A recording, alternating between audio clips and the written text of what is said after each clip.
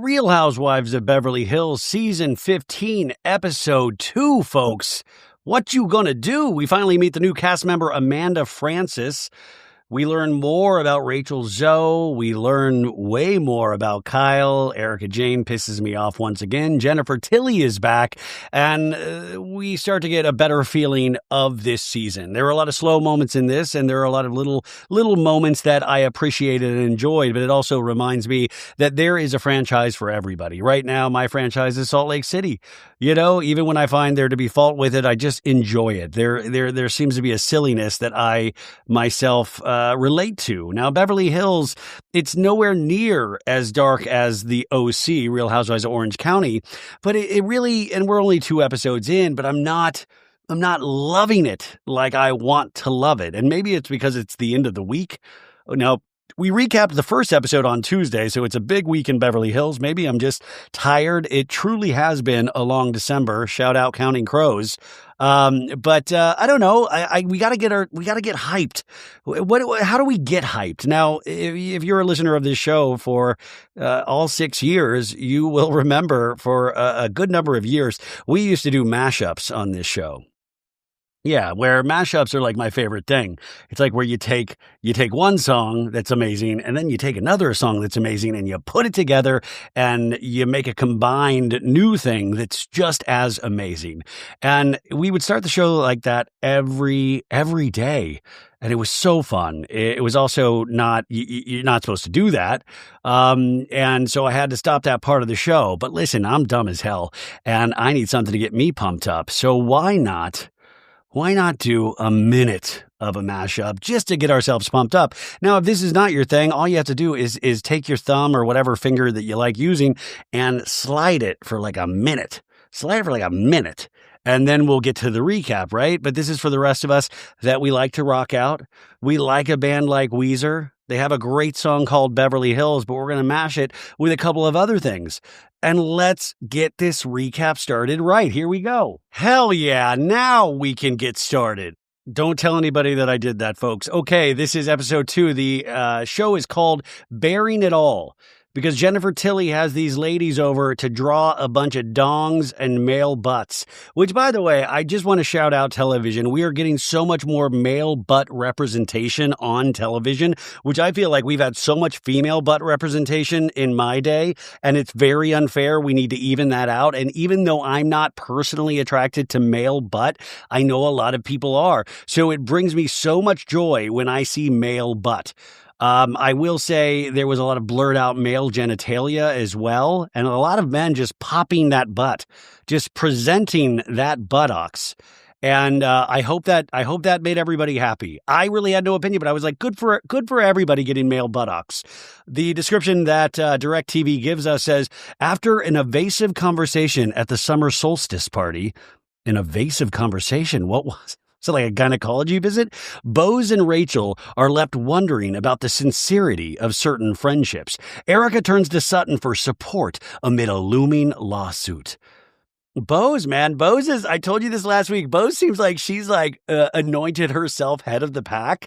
And, you know, maybe that's just because she killed it in the business world and she knows how to take control.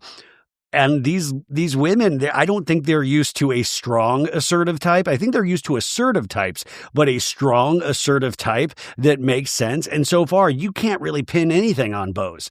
Bose has not done something so inflammatory where you can call her out on anything. But you do wonder how long something like that can last, right? It still is a pleasure to see Rachel Zoe, and they've had a very quick friendship. I do wonder, though, if Rachel Zoe already having a name, that also makes her just so attractive to everybody in the cast. Most of the heavy lifting is already done for Rachel Zoe. So many of these people already know and respect her or want to be her friend, which is just, that's part of the game. And that is all taken care of for her. Whew.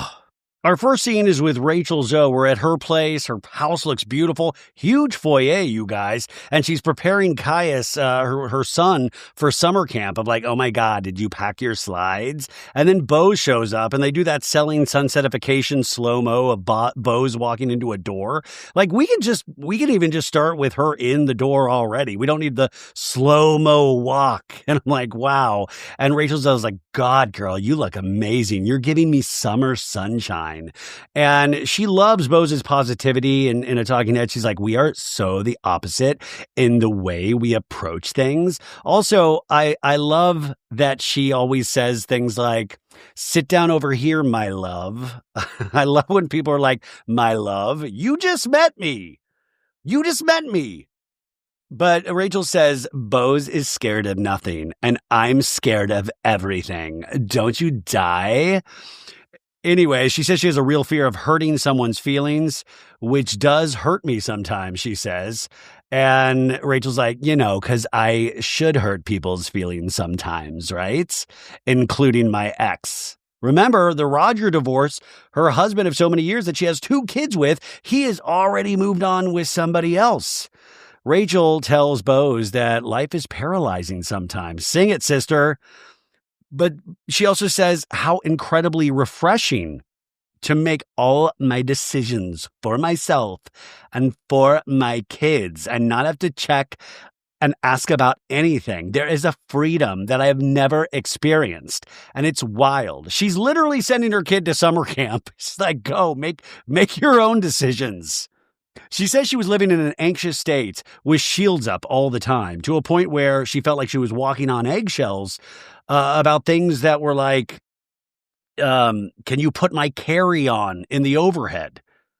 She said, like, she was living in anxiety about that champagne problems, overhead. I can't even afford to put the bags in overhead.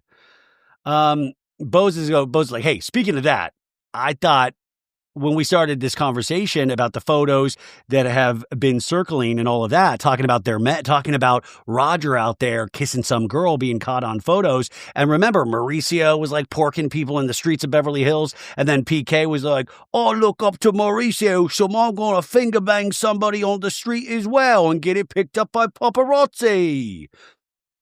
Bo says, I don't know if I got your opinion, Rachel, but like if you saw your ex in the press kissing somebody, how would you feel about it? And Rachel's like, I did, Bose. I did.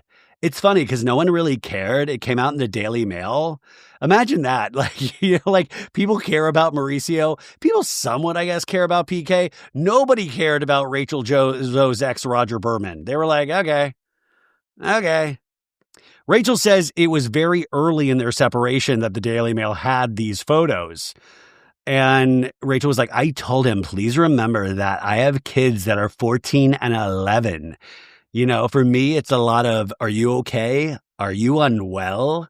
What the fuck are you thinking about? Oh my God, if we do not get a scene between PK, Mauricio, and Roger, where they're all like, PK's like, let me tell you something about ladies, Roger. Let me tell you something about ladies. Right, Mauricio, should we break them into the pussy posse of Beverly Hills, right? But Bose is like, yeah, are these men okay? Are they unwell? Rachel says, honestly, I can't imagine anything more fucking indiscreet than being photographed on the sidewalks of Los Angeles with your arm around your fucking girlfriend. Guys, I'm not using the F word. She is. But Rachel's like, nobody knows about this, not even your children, and you're off doing this. Use your fucking head, she says. What about your businesses, Roger? What about your team? What about our investments? What about our company? Because remember, their businesses were all aligned as well. She tells Bose she didn't understand. It really upset her. And then she brings up Kyle. Like, you got to always be careful how they weave story, right? So this starts with Rachel's personal, thing happening in her life, but you can also weave it back into the cast. So Rachel's like, Kyle is kind of like, I just haven't dated, she told me. Like when I said, are you dating? And she was like, no. And we flash back to last week when Rachel just point blank asked her, and Kyle was like, no, I can, but I don't. And Bose is like, you're like, whoa. And yeah, to each their own. We don't all have to be on the same track. But Rachel says, but like, do you mean like not ever, Kyle? Is it like I'm not there? And Bose says, regardless of who she's seeing, the truth about the fact that you are seeing somebody or exploring other options could be a safe space for us to discuss versus the total shutdown and the wall that says, no, I'm not doing anything. So this, if you think about it as chess, like Bose is potentially setting up pieces to take Kyle down if Kyle doesn't spill who she's doing the hippity-dippity with, you know? And Bose is like, I'm like, Kyle, I'm sorry. Are we friends or not? No, you're co-workers. You just came out of the cast last year. She doesn't even tell Dorit or anybody. I mean, I bet Kathy barely knows. Oh my God, I thought Morgan was Kyle. I didn't even know. Who's your special friend in a cowboy hat? My God. But Bose says there's a lot of speculation about what's going on with Kyle. Is she dating somebody? And yes, we've all been on this 2.5-year journey with Kyle, and we've all speculated. I don't even think we speculated. We just kind of knew who Kyle was dating and that she didn't really want to say. But Bose says, I think certain people have asked questions about this, including Garcelle last season, right? But she says Kyle's out there dodging them like the damn Matrix, which would be great if we actually did have a scene of her like Keanu Reeves, like doing that bullet time. But Bose says, I'm just like, look, if you're not going to break that barrier with me, let me know that so I can spend my energy somewhere else. And then Rachel puts on her sunglasses. Like, she's like, oh, Bose, oh my God. And Bose is like, oh my God, you're hiding behind your sunglasses. Ha ha ha ha ha ha. And we all just laughed, folks. But that was interesting. Bose kind of saying, I'll push you out, Kyle. I don't need your friendship if you're not going to tell me. We cut to then Mauricio in his new Bachelor pad in the Hollywood Hills. And Mauricio's working at his desk. You see a microphone there. This man's about to start a Bravo podcast. And Kyle's like, hey, it's me, Kyle. I'm at your new place. And he's like, hello, Love Bean. How are you? Huh? Hey. And they hug and kiss. It's like they were married for a very long time. But it also seems like they're really good. They're like good friends. And Kyle's like seeing this place for the first time. She's like, oh my God, this is nice. This is beautiful. It does have a beautiful view. It's 3-bedroom, 3 baths, 2,958 square feet of property. And Kyle's like, you were acting like you were living in the slums. And Mo's like, I didn't say I was living in the slums, Love Bean, huh? And then Kyle brings over 2 gift bags that say happy, happy, happy all over it. And she brought him towels. She's like bringing him like gifts for the place for women to wipe their private parts on. And Mo's like, why do you think I need so many towels? Because you're dirty, Mo. You're a dirty bird and we all know it. You should have bought PK some towels too. I'm going to wipe my privates with these towels. Because you know Dorit's not bringing PK towels. And then we flash back to another time Kyle said that Portia brought her dad 8 towels total last year. And Mo's like, I only use 1 towel. I only use 1. And Kyle's like, ah. Anyway, she has like 2 towels that say makeup on it. And Kyle's like, by the way, these are for my daughters, not for your skanky hoes. And Mo's like, oh, we can laugh about it. We can laugh that Mauricio is being a slut. And I love it. We're like, oh. Also, Mo is wearing too much man jewelry. We are so like, is he going on tour with Lenny Kravitz or Johnny Depp or something? It's too much man jewelry. Kyle is complaining, saying that originally Mo said he would lease his place in the high-rise because he was in a high-rise for 6 months. I wonder if he was in that DeBro high-rise. And then they would have a discussion after, right? But Mo went from that place at the high-rise to leasing the house that they're in now without her even knowing. It's almost like he's single, folks. Because like I feel like it brings us further away. Yes, I think you're very far away. That's what happens when you separate and you start dating other people. Both of you. But Kyle says this brings us away from the conversation of potentially fixing things in the future, which is wild. So I'm like, wait. I'm confused. Kyle, is that still on the table of you and Mo getting back together? Because the way Mo is manhandling people on the mean streets of Beverly Hills, it seems like we are far away from that reconciliation. But it is interesting. Like Kyle does seem like she's almost giddy around Mo in scenes. And I thought that was interesting as well. But Kyle's like, Mo, all are they teasing you about all these photos of you grabbing women's private parts on the streets? And he's like, oh, God, I wish I was this cool as a cucumber. Like, oh, do you like that, huh, Love Bean? Well, I mean, they teased me a little bit. And then it turns out they figured out I pay for all of their cars and their lives so they could shut the fuck up, right? I am here once again to talk about our friends over at Quince. You know how much I love Quince. In fact, last night at the Jeff Lewis Live Show, I was wearing my blue Quince sports jacket, and it looked amazing. So, cold mornings, holiday plans, this is when we all need our wardrobes to just work, and that's why I'm always all about Quince. They make it easy to look sharp, feel good, and find gifts that last. From Mongolian cashmere sweaters to Italian wool coats, Quince pieces are crafted from premium materials and built to hold up without the luxury markup. Quince makes the essentials every guy needs. Mongolian cashmere sweaters for $50, Italian wool coats that look and feel designer, and denim and chinos that fit just right. And their outerwear lineup is no joke as well. You got down jackets, wool top coats, and leather styles that are built to last. Each piece is made from premium materials by trusted factories that meet rigorous standards for craftsmanship and ethical production.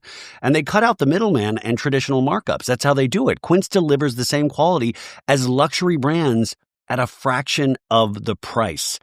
So, get your wardrobe sorted and your gift list handled with Quince. Don't wait. Go to quince.com/sobad for free shipping on your order and 365-day returns. Now available in Canada too. That's QUINCE.com/sobad. Free shipping and 365-day returns. Quince.com/sobad. But no, Mauricio goes, they told me that I'm in my hoe stage. And she's like, well, you are in your hoe era. Hoe era. And he goes, yes, so that's what the girl said to me. And by the way, never seen a man happier to be called a hoe. He's like, great. I'm going to update my LinkedIn. I love it. I love it. What about you, Love Bean? Have you gone on any dates? And Kyle's like, zoinks? What? Huh? And there's like an awkward silence, and then Mauricio's like, and she goes, I'm single. I'm single. I'm single. And he goes, yeah, that's why you're allowed to go on dates, huh? Yeah, but I haven't gone on any dates. That I would not be in this situation like you. Sorry to say. And he goes, you never know, Love Bean. You get it going on. He goes, he's now hey, you've got it going on. You look great. You got it going on. The passion, the whole thing, it's great. I'm sure so many people, men and women, they would love to get in there, huh? And she goes, you shut up. And he goes like, no, I'm talking about you, Love Bean, And she's like, yeah, but you're also referencing yourself, and I don't need to hear about that. And he goes, okay, fair enough. Okay. I'm sure there's like girls hiding in the closet in one of the rooms right now. And she goes, fuck off. And he just keeps going, ha, ha, ha, ha, ha. And then we cut to Kyle's confessional look. And she's dressed, she's dressed like Alanis Morissette and I love Alanis Morissette. She's got like a tight, like kind of hip blazer and a black tie with like buttons over it. And she looks like a really great cast member of the L Word. But then Kyle goes, yes, I have dated since Mo and I have been separated, but I can also be private and discreet, unlike Mo. So that's interesting. Kyle is saying like, listen, yes, I'm out there doing my shit, but guess what? I am way better at hiding it. But Mo is so happy, he just doesn't even think about a telephoto lens, where Kyle, that's all she's thinking about. Like Kyle is like doing her business under a weighted blanket that is not see-through. But Kyle says, we don't need to see that of each other. Our kids don't need to see it, and she doesn't feel the need to parade around, showing off to everyone. I don't need to parade it all around having my private parts grabbed. And then he goes, hey, well, anyways, how about you? How you doing, huh? How you doing, homie? What's going on, friend? And she says she's good. She goes, I had the girls over for this, and Mo's like, oh, you're dating, huh? And he goes, no, the cast members, right?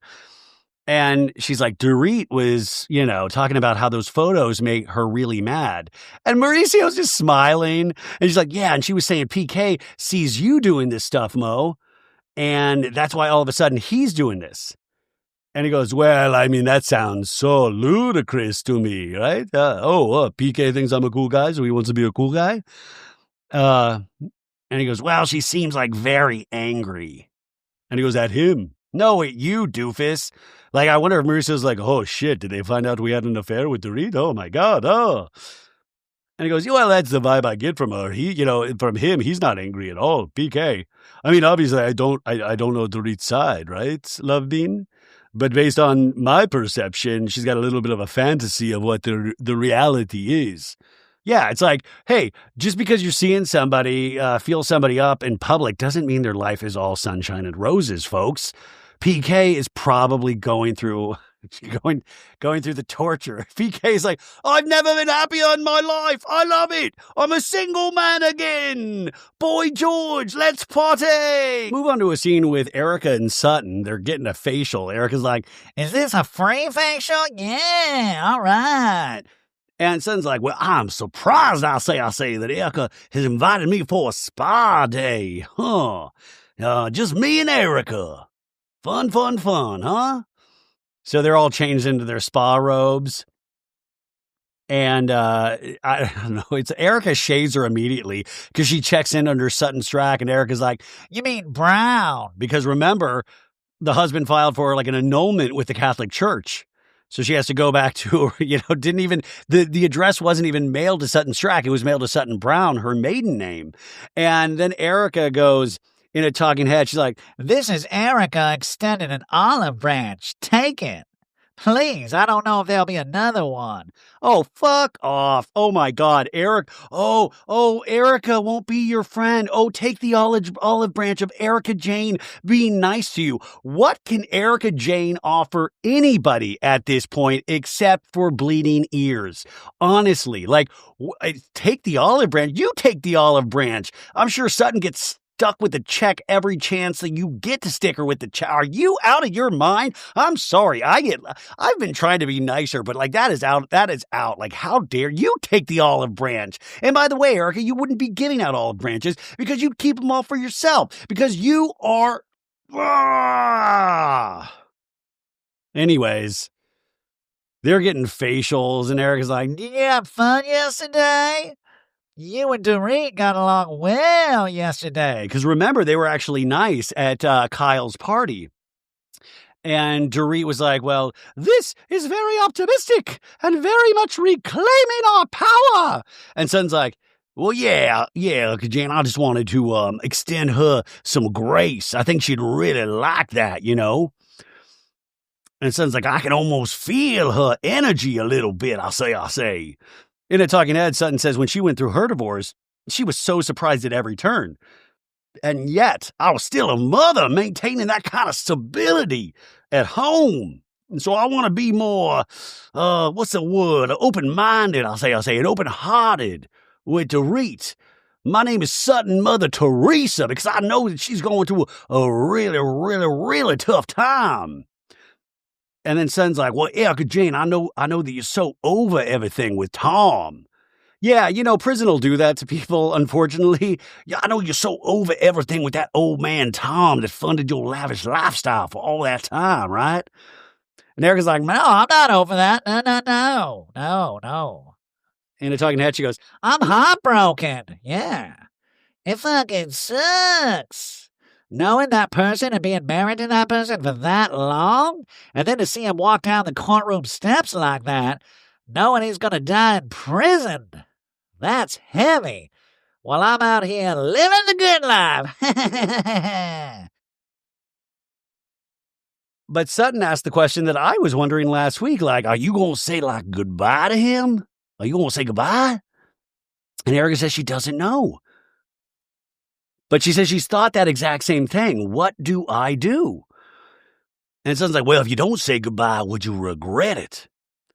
And Erica's like, yeah, I said this to somebody I was fucking the other day. I just kind of hoped he'd die before he'd go to prison just so he could get it over with. I wanted to schedule it in somewhere before the season started so I had a little bit of a storyline, a sexy one.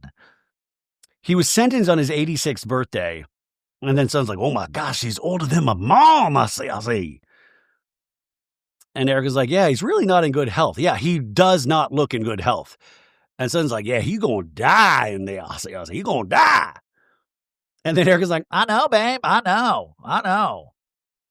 She says she's thought about visiting Tom. And by the way, she's in, I don't know what you call this, like a Batman Joker type look. She's in this huge, I don't know if this is a flying saucer on her head. It looks cool. It's like orange and blue, and I'm sure everybody will freak out. I'm like, oh my God, Erica gagged me with this look. Who paid for this? That's what I have to. Who paid for this? But Erica's like, is there going to be some magical answer to all the questions I have? Like the questions like, where did you hide the money, Tom? Where did you hide that money? I know we had more. But Erica says she's realized through a lot of therapy, sometimes you're not getting closure. You know what? I think that's so true. A lot of Tom's victims and some of the people that you've victimized through your credit card fraud, allegedly, they're sometimes not going to get their closure either. And Erica's like, you have to close it yourself. But Erica says the whole thing from the people and the victims, thank God she didn't do a fart noise, and the victims, and, all of it, she says, to this. To die in prison, it's insanity. That's crazy. And Sutton's like, yeah, that's some pretty messed up shit. All the while, what's so ridiculous about this scene is Erica Jane is getting pampered. There's a lady rubbing her temple, putting facial lotions and potions. And Erica's like, 5 years later, I'm still fighting my way out of this. I can't even afford a deluxe facial. I'm just getting basic ones. She reminds us she still has civil cases that are in motion. And she says she doesn't know if she'll ever get away from any of this. She doesn't know what happens to her ultimately in the end. But it's so nice of you to extend an olive branch to Sutton through all of this. Yeah, Erica doesn't need her friendship. Everybody needs Erica Jane's friendship. I'm sorry. Like I said last week, you're just not going to get me to jump on an Erica Jane victim survivor storyline, right? Ugh. We move over to Dorit's house, and Dorit's parents, her mom and dad, she called them up, and they are there. And Dorit sits down with them on their patio, and she's like, the last few weeks, I've noticed something change in Jagger, my little son, Jaggaloo. He started growing a mustache. No, Jagger is only, how old is Jagger? He's 11. And Dorit says that Jagger has the weight of the world on his shoulders. Yeah, it's because maybe you lied to him about what was going on in your relationship. I don't know. But Dorit's like, we went to a friend of mine's for dinner, and she had a father there, and he was regaling with stories of when he was younger, beep, boop, boop, boop, boop. And when we got home, Jagger burst into tears, telling me how much he missed his Saba. And I held him for over an hour, and it literally ripped my heart out of my soul. That is heartbreaking. There's nothing like that. That kid is really going through something, right? And the mom says, oh, well, Dorit, we decided to take him back with us, and they're going to have the best time, Dorit. And her dad's like, they tell everybody, even people they don't know, we're going to be with our grandpa and grandma in Florida, right? And Dorit's like, this is the first time ever that the kids know mommy can't go. And they're okay. They're tired of hearing me just go on and on and on. The mom's like, not to change the subject, Dorit, before you go on a 30-minute rant, but as much as you are worried about Jagger, I'm so worried about you and your health. So it's the perfect time to have all of her family members leave her. So we are going to take everybody and leave you alone in this big old house, huh? How's that? I'm worried about your health, though. You don't get enough sleep, Dorit. You don't get enough rest, nutrition. I want a storyline where Dorit's like, I've decided to put all my energy and time into Buca de Beppo, into Dorit's room, the Capri room, will reinvigorate my career by putting all of it into maintaining the glory of Buganabapo. So Bad It's Good is sponsored by our friends over at Mint Mobile. I use Mint Mobile, and you should too. In fact, I just convinced my dad to switch to Mint Mobile because I'm not going to let big wireless and my overpriced phone bill suck the joy out of my holidays this year. Because right now, all of Mint Mobile's unlimited plans are 50% off. I can get 3, 6, or 12 months of unlimited premium wireless for $15 a month. It is their best deal of the year, and it makes it really easy for me to give my expensive wireless bill the Scrooge treatment. So all Mint plans come with high-speed data and unlimited talk and text on the nation's largest 5G network. You can also bring your current phone number over to Mint, and there are no contracts and no nonsense. So turn your expensive wireless present into a huge wireless savings future by switching to Mint. Shop Mint Unlimited plans at mintmobile.com/sobad. That's mintmobile.com/sobad. Limited time offer, upfront payment of $45 for 3 months, $90 for 6 months, or $180 for 12 months. Plan required, $15 a month equivalent. Taxes and fees extra, initial plan term only, 35 gigabytes may slow when network is busy. Capable device required. Availability, speed, and coverage varies. See mintmobile.com. Dorit says she feels the weight of it, and PK used to handle everything, and now it's like he's dumped a lot of things in my lap, she tells her parents, and without any notice. She says that she has not had a conversation with PK to learn what he's expecting her to pay or what he's paying. Yeah, I don't need to do that. Or saying, hey, try to Venmo request me, right? She goes, I just find out from the business manager. If he decides he's no longer paying something, it lands right in my lap. And it's usually, I don't know when it's coming or where it's coming. Dorit says she has to get a new business manager. She had to get a divorce attorney. Every single expense that has to do with the kids, she says, other than mortgage and school, he expects her to pay for. And he believes he's doing more than enough. And Dorit says, I don't even know what he's doing. He's playing with that little piece of skin between his legs. That's what he's doing according to the pictures. But Dorit says to have to make all of those changes and do all of those things, like when you are in fight or flight, when you're trying to be a mom and a parent. I mean, hell, you guys, I watched this scene and I started getting really worried about Dorit. Like, remember, what worries me about her buying $2,000 blankets for Bose is like, I know she's doing what I know they pair well on this show, but it only goes so far. Truly, that shit worries me about these people. But she tells her parents, how you guys worry about me, imagine it's 100 times more how I worry for my kids, she tells them. Damn. Because this PK, he seems slippery. He seems like he will try to weasel out of everything in regards to any sort of fair payment to Dorit. So now we're with Kyle and her daughter, who is like less than like 6 weeks away from getting married. And they're at this like fancy like dishware store on Rodeo Drive during the daytime, and Sutton's meeting them, and there's like all sorts of fancy china and tableware, and I'm talking like real, like, you know, better than the Target stuff, right? And I mean, just I can only imagine what this stuff costs. It would be funny if on the way there they're like, oh my God, I see Mauricio hooking up with somebody on the street right there. Because that seems like where he likes to make out with people. But Sutton's there. Alexia goes off to wander around the store. And Kyle's like, oh my God, Sutton, did I tell you that girl that bought the Bel Air house from me, my old house, her name was Amanda. And I bumped into her at the Glen Center the other day. And she's also getting married. And she's coming here today. And Amanda says, Amanda's the new cast member, right? And Kyle says Amanda bought her old house at Bel Air from her. And we see Kyle's old house. We see them like, you know, that checkered, the black and white checkered floor. You see video of them like hammering like the floor, just breaking it. And Kyle says that for whatever reason, my followers were very angry with Amanda for smashing our beautiful floors. And we see all of these comments on Reddit. Leave the floor alone, asshats. It was truly beautiful and classic. Such a waste. Oh, Reddit, a ray of positivity. So Kyle says, I mean, who knew this house was so loved, not only by me, but by strangers as well, because Kyle loves the people on Reddit. Great affinity from Kyle. So now this like fancy, what is it, like a red Porsche pulls up, and Amanda, the slow-mo selling Sunset Walk into Geary's, the store that they're at. And this is our first introduction to Amanda Francis. And they're all wearing Birkins, you guys. Oh, man. The economy is not slowing down for these ladies. Sutton's Hermes Birkin bag, $32,000. Kyle's Hermes Birkin bag, $30,000. And Amanda's Hermes Birkin bag, $14,000. So Sutton wins, and Amanda is poor with a $14,000 bag. Loser.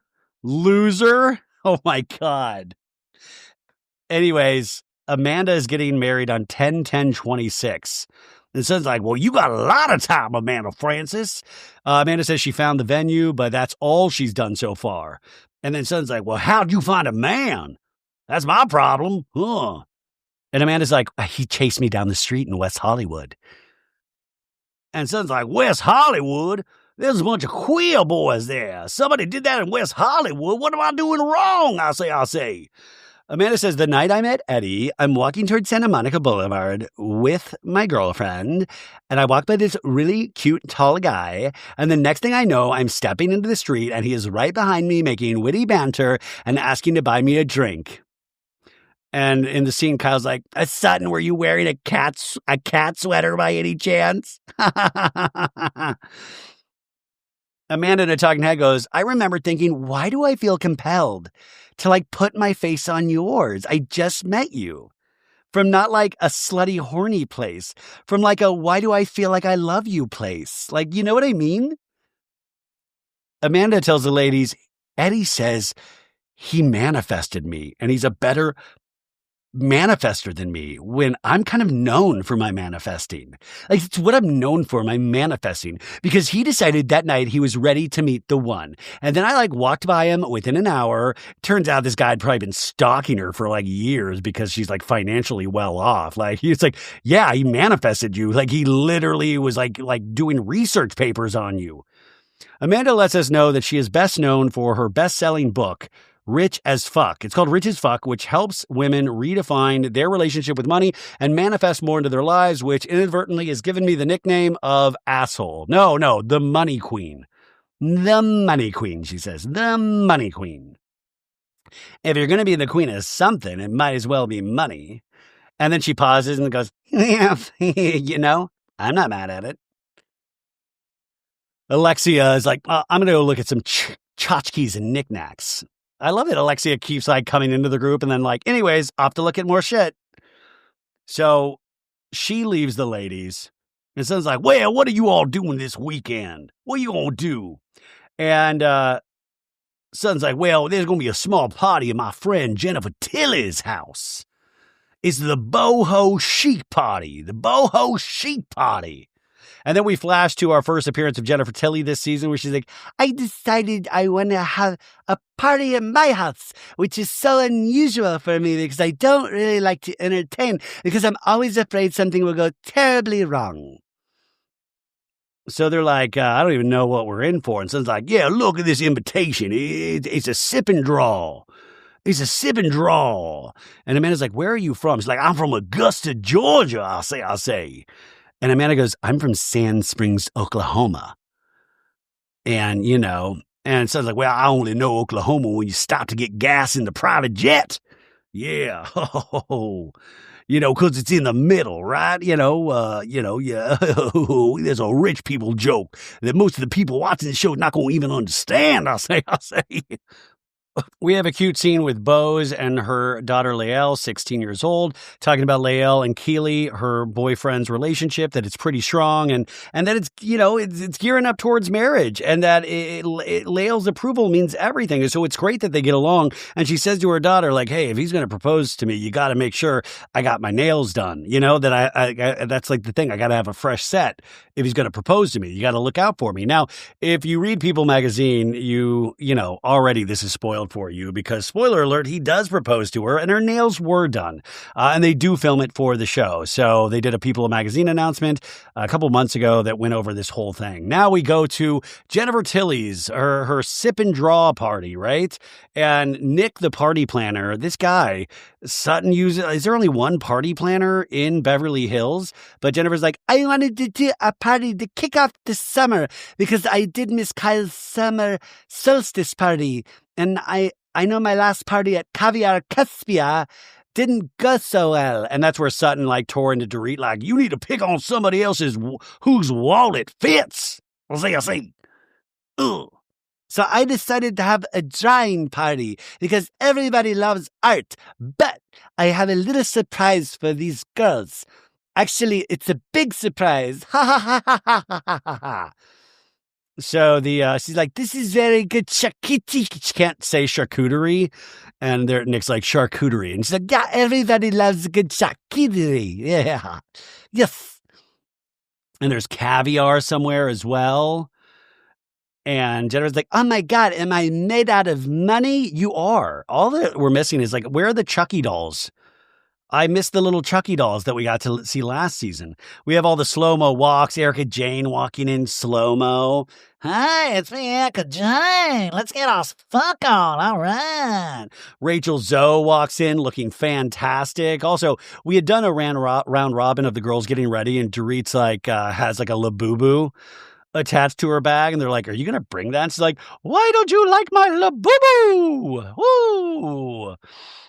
Jennifer Tilly, when Rachel Zoe comes in, she's like, I've met Rachel socially, and I've gone to some events that she's at. I'm a little bit in awe of her because she's one of the most famous stylists in Hollywood. And I'm a little intimidated by how super cool she is, right? So they're getting served caviar and the caviar chips, right? And Erica Jane just, take all these caviar chips. Yeah. Kyle walks in, and then, we got the whole crew. Bose comes in, and then Sutton comes in. I thought the gang's all here. So the dress code was boho chic, and Rachel Zoe's like, you ladies all did boho chic very differently.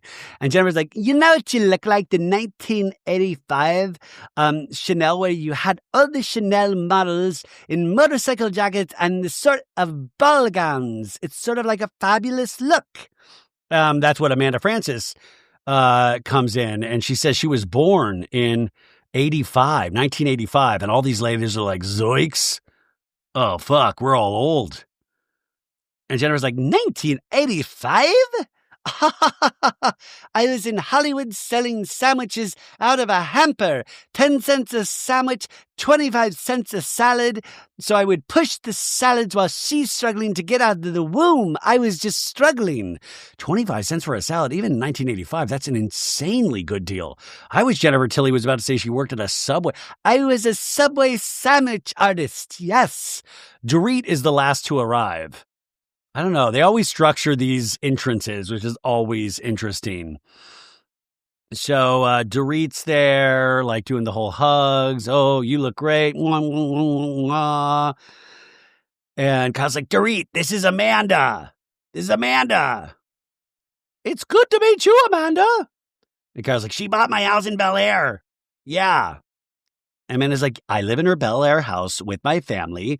And Dorit's like, how many kids do you have, Amanda Frances? And Amanda says, 4. And they're like, 4? And then Amanda goes, well, the older 2 are my stepkids. They're 9 and 7. And Bose goes, they're his kids. And Amanda said, yeah, I'm raising them. Yeah, they're my stepchildren. And Bose in a talking head goes, oh, I don't know if I like that. I don't know if I like another woman calling my daughter her daughter. There's only one mama. That's me. I didn't take that as that offensive the way she said. She said it had 4 kids. What is she supposed to? I have 2 kids and 2 stepkids. I don't know. I just thought that meant nothing to me. Anyways, Jennifer Tilly clinks 2 glasses together, and you can tell they're really good glasses. They're thick. They're ding, ding, ding, ding, ding. Anyways, Jennifer's like, okay, so on the invitation, it said sip and draw. And I believe if we have been all sipping, we're ready for the drawing portion of the evening. So if you would like to follow me we can set up outside. And we go outside and we see all these easels set up in this beautiful backyard. And she's like, find an easel that agrees with you, right? And so they're all getting their easels. And Kyle's like, what are we painting? What are we painting, this fruit bowl right here? A bowl of fruit? And Jennifer's like, all right, settle down, everybody. I want to introduce you to Miles. And it's Miles. It says Miles art teacher. And it's like, Miles is a fabulous art teacher. And there is beauty in all of nature, Jennifer Tilly says. But today we're going to draw another kind of beauty. And then all of a sudden, these other two dudes come out in bathrobes. And Jennifer goes, drop the bathrobes. And Erika Jayne's like, oh, God, now it's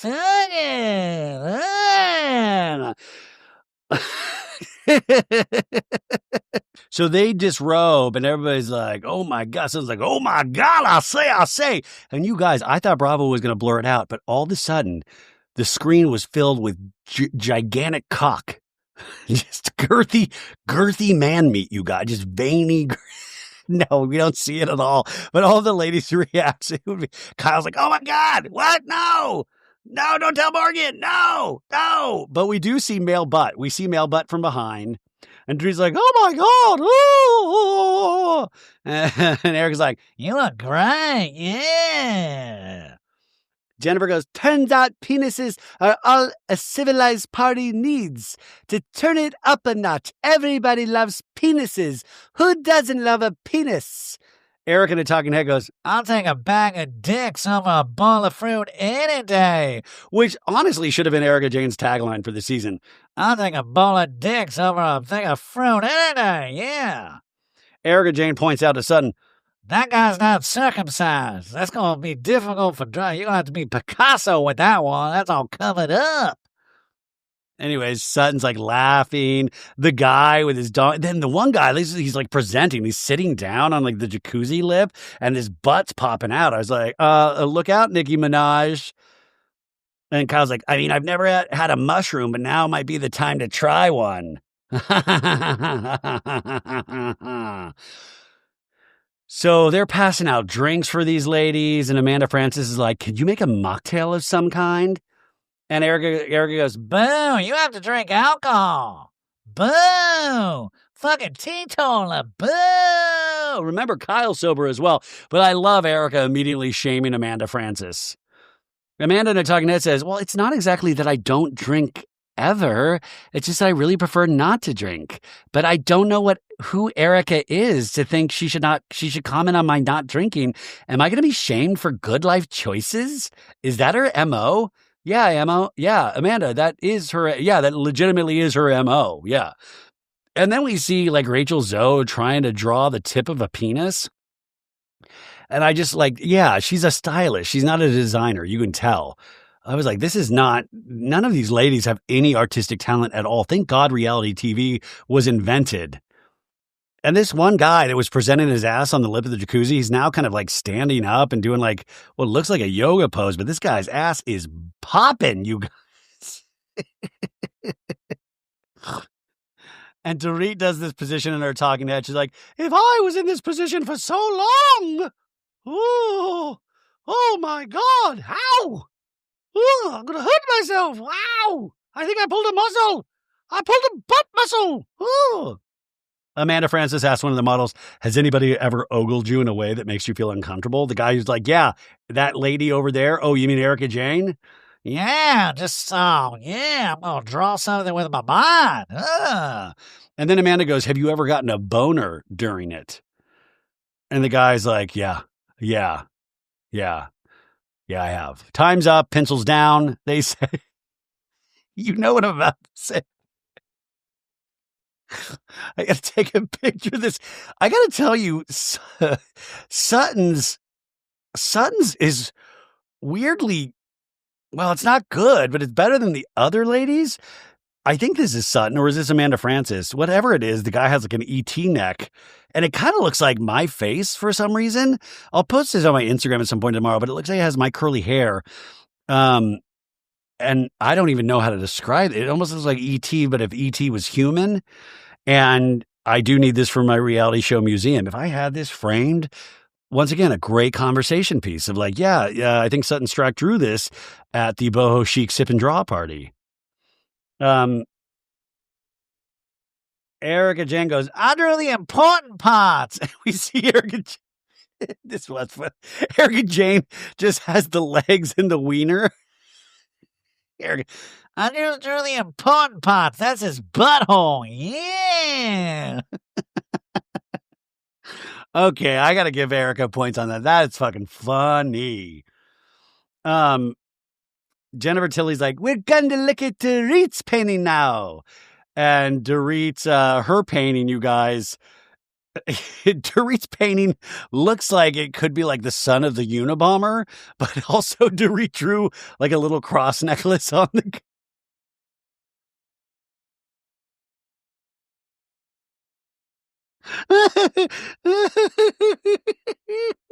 Rachel Zoe actually is good. And Kyle's like, do I have to show mine? Come on. No. And hers, you guys, is, I don't even know what hers is. It's weird. I don't. And then Dorit's like, it looks like a woman. It looks like a woman. Yeah, Kyle's like, is that me? Did you draw me, Morgan Wade? Jennifer Tilly in the Talking Head says, I definitely do not think that we have unearthed any artistic geniuses. We see more of these pictures, and none of these girls are going to be the next Monet, as Jennifer Tilly says. They're going to let the art expert decide who's the best, and Rachel's drawing wins. And Rachel's like, oh my God, what? That's amazing. I love that they keep flashing the dudes and they're like, has like the pixelated around the dong. And then they let the guys put on the robes and like share the same food that the ladies are. And that's where I would be like, you know what? No, you're getting paid for this. You just had your butt and dong presenting to the world. You're not going to eat the same carrots I'm eating. I hate to be weird like that. So Jennifer Tilly asks Bose how Keely is doing. He's great. And Jennifer Tilly loves Keely. And then Jennifer goes, Kyle, are you dating now? I know the producers said, like, everybody asked Kyle if she's dating. You got to. And Kyle's like, what? My hearing's hard. No, I'm not dating. Not right now. No. And then Bose is like, you're having sex though, right? Bose, calm down. Do you get like a bonus if you just extra pushy? But Kyle's like, I'm not. No. I'm not. No, I'm not having sex. And Bose in a Talking Head says, here we go again. Why can't we just get to the heart of the matter? Right? Everybody's seen the pictures, Bose says. We've heard the rumors. Like either kill it, get it all together or admit it. Kill it all together or admit it. And then Kyle's like, have you gone on any dates, Dorit? And Dorit's like, my husband is too busy torturing me. Beep, boop, boop, boop, boop, boop. And Kyle's like, is he back in L.A. right now? Yeah, he's back in L.A. He came back after being gone weeks in Europe. And my kids are supposed to go to Florida with their grandpuppies. They're so excited about going to Florida. And PK is now, I got a letter today from the lawyer saying that he's going to block it from going. And they're all like, zoiks. And I'm like, zoiks. And they're like, why? And he's like, just to be mean. Just to be mean. And Jagaloo is walking around like he's got the weight of the world. I don't see my son anymore. Do you know how heartbreaking that is for a mother? And he's asking for my dad. He's asking for my dad. Not his own father, my father. And Dorit's starting to tear up and saying, you know what? 5 minutes after him arriving, Jagger came in to like the same boy that I've been familiar with. And Dorit's fully tearing up. Do you know what that's like for me? And Kyle gets up and goes over and hugs Dorit. And Dorit's like, going to sleep every night thinking, my God, how they're going to be affected by this. And Dorit hugs Kyle back. And, Dorit's like, it's all worth it to get the loving embrace from Kyle finally. Thank God. Took you long enough. Sutton in the Talking Head goes, I'm breathless watching Dorit basically crumble in front of everyone. I say, the emotions are taking me back, and it's like a time machine. I say, I want to cry with her because it's just heartbreaking, God, I really do feel for Dorit. I mean, you guys feel for Dorit too, right? I'm not just... In a talking head, she says that her kids, they need love and support, and just to be around family. This is the first time I'm seeing the impact of mine and PK's divorce. And she's crying in the talking head too. And she says it's ripping the heart out of her chest. I mean, this prick, seriously, because this guy's all gallivanting around town. Why are you going to block going to see the grandparents? Like, dude, you get free time from that too. You were gallivanting all around Europe. But Dorit says that it just feels like whatever she is doing is not enough. Ugh. Bose says it's too overwhelming to think about everything. So the most immediate thing right now is getting your kids to Florida so they can have a good time. And what if the rest of the season is just Dorit hiding the kids from PK? I'm gonna hide my kids from you, PK. Dorit says he called up PK. He spoke to Phoenix. He said, okay, well, if they're going, then Daddy's going to come to Florida and we'll stay in a hotel. With what money? And you'll be with me. And Kyle's like, well, maybe by him going, you have to meet in the middle. If he wants to go to Florida in a hotel, let him do that. And Dorit's like, I don't think you understand, Kyle. I'm not dealing with someone who's like, let's meet in the middle. He's not rational. And Kyle's like, well, if he's going to say he's going to go to Florida and get a hotel, that's a little bit of a win. They can go and see their grandparents, and see him, They don't want to, Kyle. Oh, we had already had a hug, and now Kyle's blowing she's blowing it by trying to be like, well, you don't understand. That's great for everybody. And Kyle's like, but do you see what I'm saying, Dorit? And Dorit goes, he's doing it to hurt me. Don't you see that? And Kyle's like, listen, nobody's questioning. We're not questioning that at all. Yeah. Who knows? We're not saying maybe he is, maybe he's not, right? Dorit and their talking heads like, really? You can actually have the audacity to say, well, maybe or maybe not? Do you know how to show up 100% ever, Kyle? Beep, boop, boop, boop, boop. I'm broken. What more proof do you need? You have known me almost 10 years. How many times have you seen me this way? In the scene, Dorit's like, so if you're trying to help me, Kyle, put yourself in my shoes. You have a 9 and 11-year-old. They're leaving in 48 hours. Beep, boop, boop, boop, boop, boop. And you're telling them, as they're leaving, you have to stay with your daddy and see your daddy. And they're crying as they're leaving and begging you not to. And you're pushing them out the door. And you're saying, you have to stay with your daddy. That's what you think I should do, Kyle. Fuck off. She didn't say the fuck off part, but you know what I'm saying? Ugh. Rachel Zoe is great. She's like, call his bluff, say fine, send him to Florida with the grandparents and let him come by. He'll be there for one night on the way to San Tropez, or he's not going to come at all. Call his bluff. And then anyways, Jennifer Tilly's like, well, this has been a great success. Thanks everybody for coming. Make sure you grab your dick pic on the way out. Kyle says, I can't keep talking about that situation anymore. Kyle in a talking head says that Dorit responds differently to her when she makes a suggestion versus the other ladies. I mean, kind of, but also I thought it was a pretty unfeeling suggestion. And Kyle says the other women have never met PK.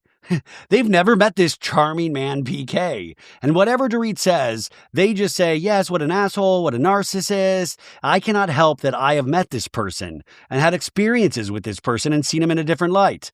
That's right, Kyle knows for me to be a caring, amazing dude. Much better than Dorit. But it's what I was saying at the beginning of this episode is that, yeah, we don't know all of these people's stories. Life is so complicated, but it is rather weirdly unfeeling. And I want to know more because it's one thing to say it, but let's give some specificity. Let's tell some stories about why, what makes PK so great. Because if you are off gallivanting in Europe away from your kids, that doesn't read great. So all those ladies are leaving and then they cut with that one dude that was presenting his ass. He's just naked in the pool with a martini glass. Yeah, it's time to leave, dude. Clock out. Okay, we're at our final scene, and Erica Jane comes over, and I find it very interesting that this final scene is where Kyle reveals that she had dated somebody, right? So this isn't a group scene. Kyle's very specific. I mean, I would have to imagine this is Kyle's like, fine, but it's only going to be with one person, and I choose Erica. That's where I'm going to reveal, not in front of all those other bastard ladies. No way. So Erica Jane comes over. They're sitting on the back porch. I did find it fascinating that she brought out, like, she got Erica Jane a Coca-Cola. And Kyle's like, you got me drinking them now, too. Because remember, Kyle wasn't even drinking soda. Like, she'd given up alcohol, soda, the whole thing. So Kyle now is drinking soda. It's not alcohol, but it's like one step closer, right?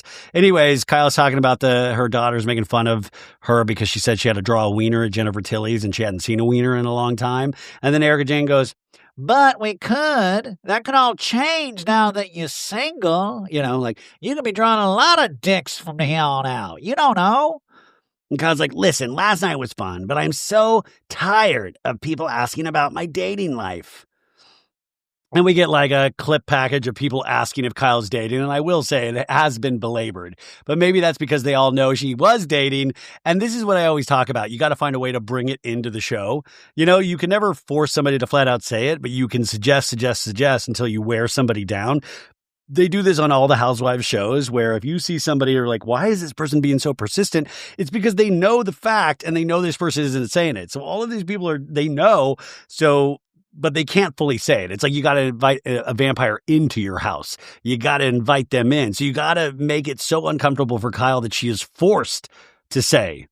And Kyle goes, Erica, if you were seeing someone that you cared very much about, that specifically says, you know, please, I'm not a part of this group and, you know, be respectful.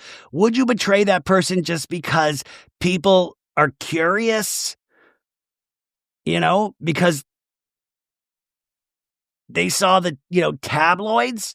So, you know, Erica Jane's like, I'd fucking throw anybody on the bus. Are you kidding me? No, Erica Jane goes, I would protect that person. Yeah. I don't buy that for a second. And Kyle's like, listen, I've always told everybody just to be honest, and I'm always the honest person. I'm not a liar, huh? But, you know, I don't know what people want from me. I'm single now, okay? You know, I was seeing someone who I cared about very much. And her name rhymes with Schmorgan Schmade. No, she didn't say that last part. And Erica's taking this in. But all the ladies all knew this shit already, right? Kyle in a talking head says, since separating from Mo, I was in a relationship. I was at a very vulnerable place in my life, and I fell hard for this person. She says, I'm in love with somebody. I want to share that. I don't care. I'm an open person like that, Kyle says. But that doesn't mean that the person I'm with feels the same way. Okay, so I've hinted at this before, but I feel like now we can finally talk about it a little bit more openly, is that this is what I had heard a long time ago. I had heard that the Morgan thing was real. And I also heard, and I didn't understand it at the time, and I guess part of me still doesn't, but it's really not my business, was that this other person, say it was somebody like Morgan Wade, this person was the one not wanting it to come out. And I think a lot of people, like myself included, when I had first was told this, was like, what? That doesn't make sense. I thought, wait, why would she care? I thought it was always Kyle, but I was told a while ago that it was definitely not Kyle, that Kyle was fine with it, which is wild. So then it kind of like shifts your perspective, and not that Kyle is some kind of perpetual victim, but you kind of feel bad for her a little bit if she did fall in love. And imagine that too, is that you've been, your whole life you've been with men, right? And then all of a sudden you fall in love with this person that happens to not be a dude. First off, you're dealing with that psychologically, I would imagine, which is a lot, you know, but you can't deny your feelings for this person. And I've always thought, yeah, love is love. But I just thought, and then on top of that, then that person doesn't want to fully claim you because of your lifestyle and because of how public you do have to be. And that this person might not have even loved their small moments on this show. But Erica's like, I think you've been as forthcoming as you can be. Yeah. I've got to say good things to you, Kyle, because you're kind of the leader of this group. But Kyle's like, yeah, I'm trying. In a talking head, she goes, all the speculation and the gossip and the talking is what ultimately ended it. I could have weathered the storm, but this is not for everyone. So it's our fault, you guys. We blew it. We did it. I mean, we probably did in some way, like it probably, unless Morgan just really didn't like Kyle and she's like, fuck it, I'm just going to blame the memes and the Reddit threads because I just don't like Kyle, but I don't want to hurt her feelings. But Kyle says, I don't understand, Erica. It's like, people think they're owed an answer. Yeah, dipshit. God, I love that they're all like sitting around like, it's crazy how this works. Reality television. It's like they expect us to put our real lives. I mean, it's a reality TV show. You don't get owed my life. Yeah, that's legit. That is literally the job. But Kyle says, if it was only me, I would give all the answers they want, but it's not just about me. It's not just about me. And Erica's like, yeah, there are two people here, not just one person. Yeah, I've always protected Tom as well. Sure, yeah, that's the ticket. But she says there's only two people, and then Kyle's like, well, there were. America says, imagine getting out of a close to a 30-year marriage, unexpectedly falling in love with someone, but you can't talk about that love. That's a really hard place to be, Erica says. Even though this relationship is over, the women are still going to question Kyle until she addresses it once and for all and clears everything up. She tells Erica it's just been confusing. And Erica's like, because you love somebody very much. Yeah. It's hard, babe, I know. Kyle's like, I think if this person weren't so afraid of the public scrutiny, and I like that if this person wasn't such a pussy, it'd be great if Kyle just stared down the barrel of the camera of like, you hear that, Morgan? But Kyle says all of this went, like if this person wasn't that way, this could have worked. But Erica says, yeah, it sucks. You can't be free. And she says, I think Kyle is probably the most honest with herself she's ever been in her entire life. She's open, understanding, finally willing to be vulnerable. I'm very proud of Kyle. And then she tells Kyle, you're in a rock and a hard place. Yeah. Interesting. And so, listen, that doesn't mean Kyle's like, oh, it's just ladies from here on out. Like, Kyle might be a bisexual, and who knows? Now, Dorit was on Watch What Happens Live after this, and Dorit had a couple of things. She, Andy said, well, finally, Andy was such a doofus. He goes, finally, the hymen broke. He literally used the phrase, like, the hymen finally broke with Kyle, and we finally found out and they talked about, like, Dorit knowing, and that she finally addressed it. But Dorit said something of like, well, Dorit made it seem like they were off and on. Like when the season would be filming, they would be off. And then when the season would wrap up, they would be on. And then Andy's like, wait, so the season's done. Are they on now? And Dorit's like, oh, no, I didn't say that. No. But I thought that was interesting. Like they were like tumultuous off and on and off and on. And I just noticed Kyle still likes Morgan's posts. I'm glad I still have you as an Instagram follower, Cal. Dorit also said that she lost custody of Boy George with the PK relationship. And he's like, have you seen Boy George? And Dorit's like, no, he has not reached out to me. He's fully in the PK camp. And then Andy was on one tonight. He was like, well, it's a little bit of a karma chameleon. Comma, chameleon. I love that Culture Club song sung by Boy George. Open the schools if you don't know that. But that Watch What Happens Live was interesting. So next week on The Real Housewives of Beverly Hills, Bose says she has she's matchmaking my girlfriends and my guy friends and see if there's sparks. And then Bose and Sutton telling Rachel Zoe, I'm not a Strack. I've unstracked myself. And then Amanda Francis saying, in mediation, you have to know what you're working with. Do you know about your retirement accounts? And Dorit's like, no retirement accounts exist as far as I'm concerned. And then Kyle talking to Bose and the women going, why didn't you ask what you really want to ask? I could go Brad. I could go Angelina. saying like she's going to let all the ladies know. So that's it, folks. Thanks for being here today. I think there might be a special episode with Rebecca on Saturday, a little Southern charm, a little bop-bop-do, bop-bop-dee-dee-dee. If you enjoyed all of the shows this week, and my God, there were a lot of shows, this week killed me, but I hope you enjoyed it. I hope you got some laughs at it, and I hope you're about to have the best weekend of your life as we get deeper and deeper into this holiday season. But give us a 5-star review on Apple Podcasts and Spotify. And what up to my Patreon subscribers? Patreon.com/so-bad-it's-good. Go sign up over there. Bye, guys. I'm going to go to bed. I love you, Bronwyn.